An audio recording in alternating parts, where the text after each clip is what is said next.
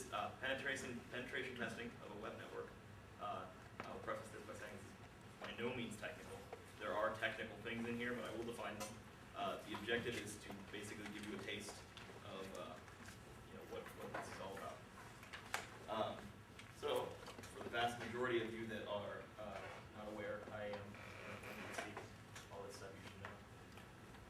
I can say, hey, if you're not in it, join it. It's one of you. So yeah, like I said, the purpose here, I'm just going to talk about basically wireless technologies are very insecure inherently. It's just a hurdle that we're always going to have to deal with. It's not avoidable, but it is compatible. And then we'll look into exactly why WEP is a good example of that. Like I said, wireless technologies are inherently insecure. The reason for that is because you have network equipment that uses cables, things of that nature. You can control where those signals go to a port. Wireless, not so much. Wireless technologies broadcast in any stretch of imagination. And this isn't even wireless internet. This isn't from your router. I'm talking about Bluetooth, radios, anything that is wireless. It broadcasts. So anything that is wireless can be easily picked up. So network encryption, for those that are not familiar with these terms, WEP, WPA, WPA2 are all different methods of encrypting the network. You have the data that's sent over your wireless network in packets. I'm sure most of you are aware that that is how it's sent.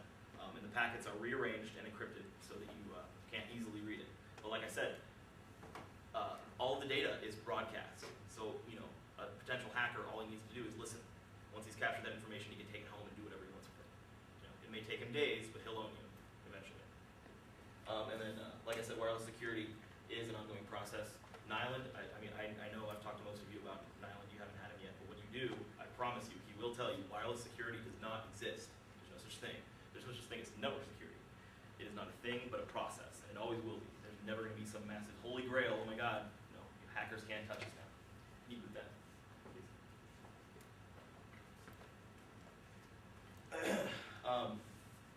So why do we hack stuff?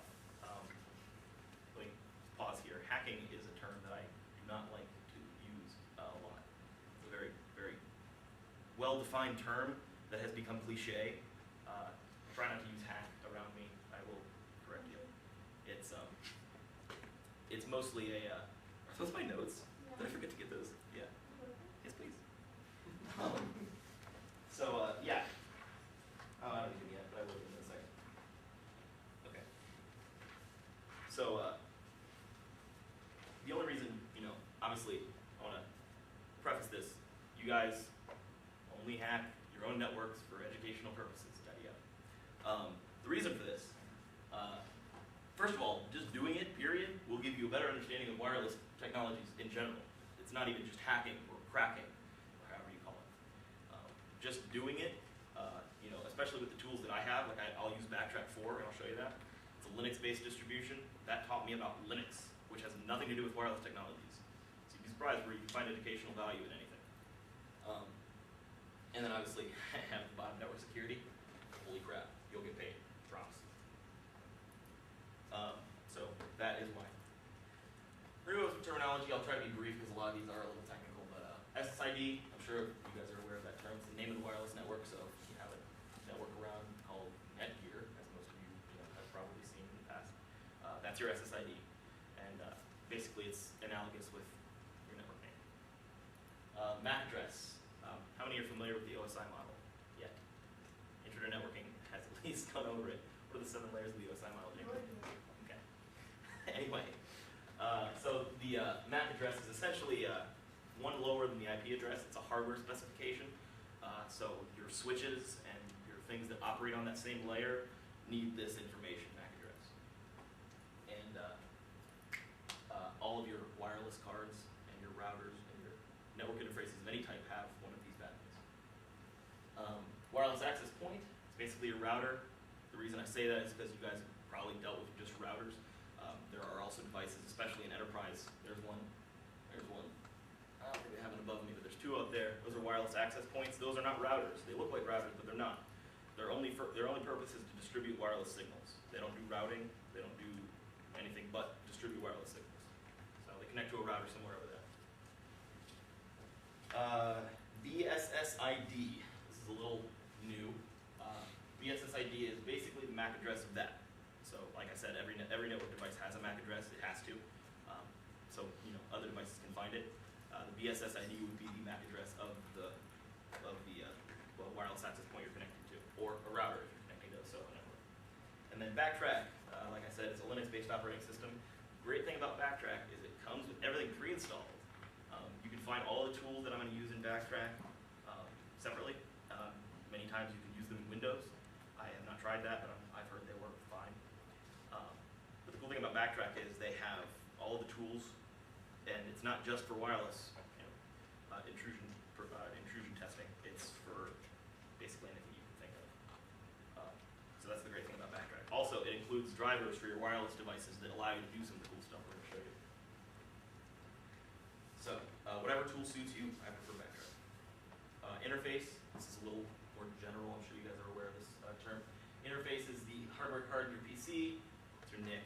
So, your Ethernet, it's the port you plug into. That's your interface. Or you have my laptop. Obviously, you can't see it. The older ones you could. The little card in here that communicates wirelessly. That's your interface.